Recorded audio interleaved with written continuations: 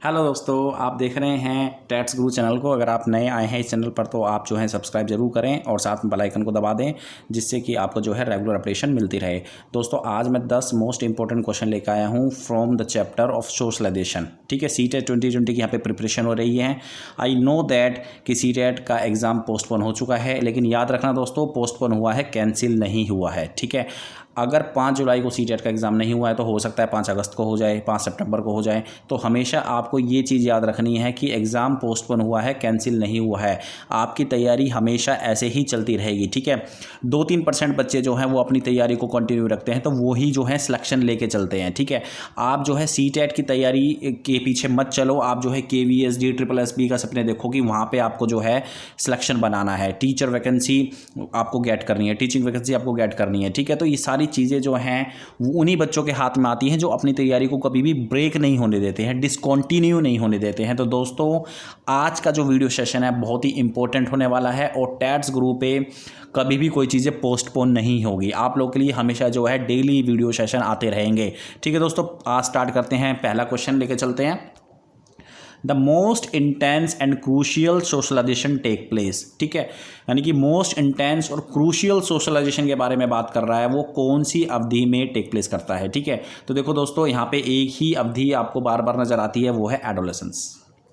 Adolescence यानी कि किशोर अवस्था। ये एक ऐसी अवधि है जहाँ पे बच्चे के अंदर स्ट्रेस एंड स्ट्रॉम होता है, बच्चे की बॉडी के अंदर काफ़ी सारे चेंजेस होते हैं, बच्चे जो हैं फ्रेंड सर्कल की तरफ ज़्यादा अट्रैक्ट होते हैं, पेरेंट्स से दूर जाते हैं, टीचर से भी दूर जाते हैं। ठीक है, पेरेंट्स और टीचर के पर्सपेक्टिव को तो मानते ही नहीं है, सिर्फ अपनी मानते हैं और दूसरे अपनी फ्रेंड्स की भी सुनते हैं। तो आप कह सकते हैं कि एडोलेसेंस के अंदर मोस्ट इंटेंस क्रूशियल सोशलाइजेशन बनता है या टेक प्लेस करता है। ठीक है, तो आंसर आपका हो गया बी। देखो कितना सिंपल सा क्वेश्चन है। आगे बढ़ते हैं next. In studies of peer status and popularity, members of which peer status group have the greatest adjustment problems. देखो यहाँ पे पीयर स्टेटस के बारे में कह रहा है कि एक ऐसा पीयर स्टेटस है, एक ऐसा ग्रुप है। वो ग्रुप कौन सा है जिसके ज़्यादातर व्यक्ति या बच्चे जो हैं उनके अंदर ज़्यादा कैपेबिलिटी होती है, वो प्रॉब्लम को अच्छे से एडजस्ट करके चलते हैं। ठीक है, प्रॉब्लम का सॉल्यूशन निकालते हैं। तो ऐसा वो कौन सा ग्रुप है? रिजेक्टेड होगा, कॉन्ट्रीवर्शियल होगा, नेग्लेक्टेड होगा या एवरेज होगा? देखो दोस्तों, इसका सीधा सा आंसर हो जाएगा rejected.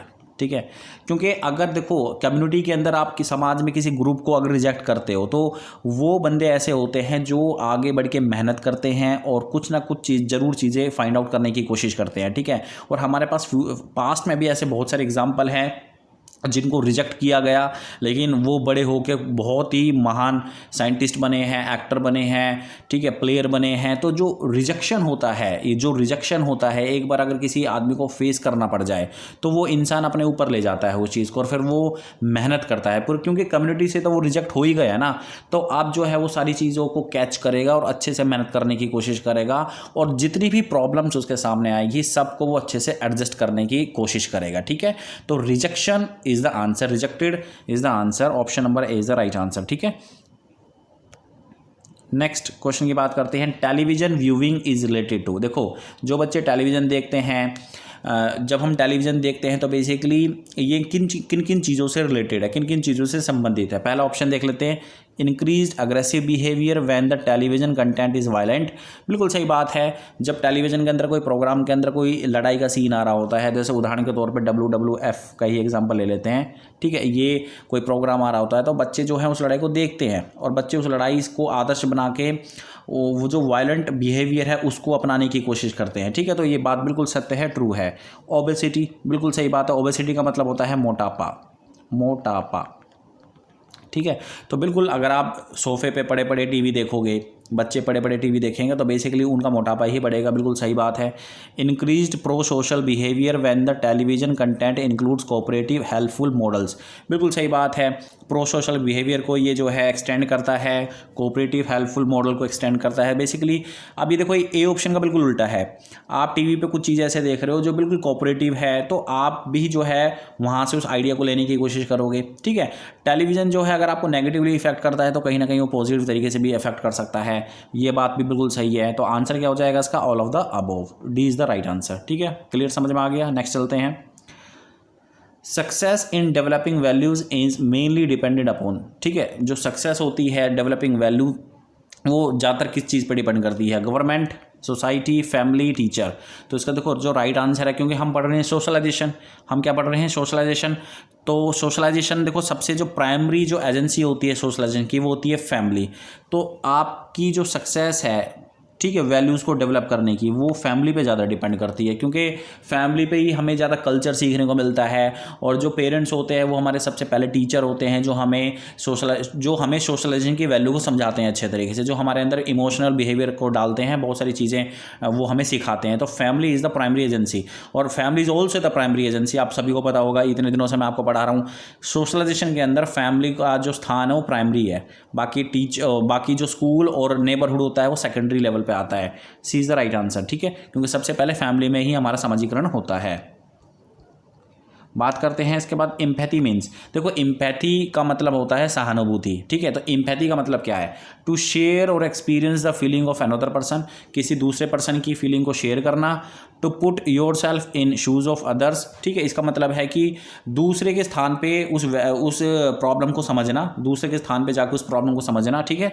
Understanding others point of view, दूसरे के पॉइंट ऑफ व्यू को अच्छे तरह से समझना। तो बिल्कुल सारे तीनों ही पॉइंट जो है एम्पैथी के हैं, तो D is the right answer.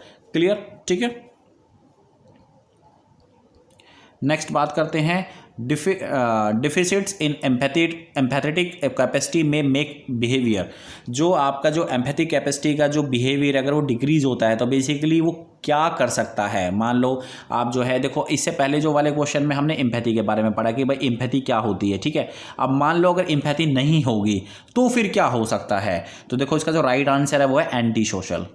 Anti social, मान लो अगर आपकी कोई व्यक्ति जो है बिल्कुल प्रॉब्लम में फंसा हुआ है और आप जो उसको एम्पैथी देने के बजाय आप उसको जो है गुस्सा दिला रहे हो, या फिर उसको आप एम्पैथी शो नहीं कर रहे हो उसके प्रति, तो क्या कर सकता है वो पर्सन जो है गुस्से में आके वो एंटी सोशल बन सकता है। एंटी सोशल का मतलब ये है कि वो दूसरों से लड़ाई करेगा, झगड़ा करेगा, चोरी करेगा, कुछ भी कर सकता है। तो मतलब उसके अंदर ऐसी कैरेक्टरिस्टिक डेवलप हो सकती है जो कि एंटी सोशल है हमारे समाज के लिए, ठीक है। बात हो गई क्लियर आपको। नेक्स्ट चलते हैं, the declining normative role of the family means that, जो डेक्लाइनिंग नॉर्मेटिव रोल्स होते हैं, जो मानक रोल होते हैं आपके, ठीक है। The declining normative role of the family means that parents are clear about rules, parents and children are too close, parents and children are not close, parents are not directive as they were in the past. तो इसका जो answer है वो क्या है, D हो जाएगा। जो declining normative role of the family means है, मतलब पहले वो बच्चों की बातों को ज़्यादा मानते थे, लेकिन जैसे जैसे बच्चे बड़े हो रहे हैं तो उनकी बातों को, यानी कि उनका जो बिहेवियर वो इतना परमिसिव नहीं है, ठीक है। Parents are not directive as they were in the past. Next question की बात करते हैं, the functions of socialization includes cultural transmission, social integration and. अगर आपने कल का वीडियो सेशन अटेंड किया है तो आपको इस क्वेश्चन का आंसर मालूम होना चाहिए, ठीक है। The function of socialization includes cultural transmission, देखो सोशलाइजेशन के अंदर कल्चर का ट्रांसमिशन भी होता है और इंटीग्रेशन भी होता है सोशल का, लेकिन एक तीसरी चीज़ भी होती है जो कि होती है इंडिविजुअल की पर्सनैलिटी को डेवलप कराने वाली चीज़, ठीक है। तो सी इज़ द राइट आंसर, ठीक है। क्योंकि जो कल्चरल ट्रांसमिशन होता है वो होता है कि भाई एक अच्छी चीज़, एक नॉलेजेबल चीज़ एक व्यक्ति से दूसरे व्यक्ति के अंदर ट्रांसफ़र हो रही है। अगर वो इस तरीके से ट्रांसफ़र हो रही है तो वो वन जनरेशन से दूसरे जनरेशन में भी ट्रांसफ़र होनी स्टार्ट हो जाएगी, ठीक है। तो इसे कहते हैं कल्चर का ट्रांसमिशन, ठीक है। अब मान लो समाज में एक व्यक्ति जो है शराब नहीं पीता है, तो जब दूसरा बच्चा उस व्यक्ति को ऐसा करते हुए देखता है तो वो भी अच्छाई को अपने अंदर गेन करने की कोशिश करेगा, ठीक है। तो उसका पर्सनैलिटी भी डेवलप होगा, ठीक है। तो this is the right answer, ठीक है। आपको अच्छे से समझ में आ रहा है। अगर कोई भी डाउट है तो डेफिनेटली आप कमेंट कर सकते हैं। Robert and Tanya are married and live with their 3 children, ठीक है। रॉबर्ट और तान्या जो हैं वो शादीशुदा हैं और अपने 3 बच्चों के साथ रहते हैं। तो ये कौन सी फैमिली का एग्जांपल है, देखो एक्सटेंडेड फैमिली होती हैं, न्यूक्लियर फैमिली होती हैं, जॉइंट डिसजॉइंट फैमिलीज होती हैं। तो आपको कौन सी फैमिली का ये कौन सा एग्जाम्पल है ये बताना है। देखो सिंपल सी बात है, ये न्यूक्लियर फैमिली का एग्जाम्पल है, न्यूक्लियर फैमिली का एग्जांपल है, ठीक है। न्यूक्लियर फैमिली का मतलब ये है जो एकल परिवार होता है। क्या होता है, एकल परिवार। एकल परिवार मतलब जो सिंगल फैमिली होती है। मेरी थोड़ी सी हिंदी कमज़ोर है, ठीक है। जो एकल परिवार होता है बेसिकली उसे हम कहते हैं न्यूक्लियर फैमिली, क्योंकि रॉबर्ट और तान्या है वो अलग रह रहे हैं, अपने 3 बच्चों के साथ रह रहे हैं, ठीक है। फैमिली में कोई ग्रैंड फादर ग्रैंड मदर ये सारी चीज़ें नहीं हैं, ठीक है। दादा दादी है ही नहीं फैमिली के अंदर, ना कोई ब्रदर है ना कोई सिस्टर है रॉबर्ट का ना तान्या का। नेक्स्ट बात करते हैं, one of the very important agency of socialization is, देखो मैंने अभी थोड़ी देर पहले आपको बताया कि सोशलाइजेशन की जो मेन एजेंसी है इन सारे एजेंसी से मिला के वो है फैमिली, ठीक है। क्योंकि फैमिली जो है आपकी वो प्राइमरी एजेंसी है। ये क्वेश्चन बहुत बार आया हुआ है CTET के अंदर या और किसी भी स्टेट टेट के अंदर। प्राइमरी जो है प्राइमरी एजेंसी है फैमिली, और बाकी जो नेबरहुड है और जो आपके स्कूल हैं वो आपकी क्या है, सेकेंडरी है, ठीक है। तो दोस्तों ये थे आपके जो हैं 10 क्वेश्चन। उम्मीद करता हूं कि जो है आपको अच्छे से समझ में आए होंगे। कल फिर से एक नया वीडियो सेशन लेके आऊँगा जिसमें मैं आपको फिर से 10 क्वेश्चन करवाऊँगा। काफ़ी देखो तैयारी छोड़ने का मतलब यहाँ पे नहीं बनता है। CTET का एग्ज़ाम अगर पोस्टपोन हुआ है तो इसका मतलब ये है कि कैंसिल नहीं हुआ है, ये आप चीज़ याद रख लेना। कभी ऐसा ना हो कि 5 अगस्त को हो जाए, कभी ऐसा ना हो कि 5 सितंबर को हो जाए, 5 सितंबर को हो तो आप जो है अगस्त तक मौज लेते रहें, तो ये चीज़ें नहीं हो। और फिर लास्ट में वही ढाके 3 बात कि जो है आप कैसे पढ़ेंगे जी, हम कैसे पढ़ें, हमारे पास तो डे ही नहीं है, we don't have sufficient time to prepare.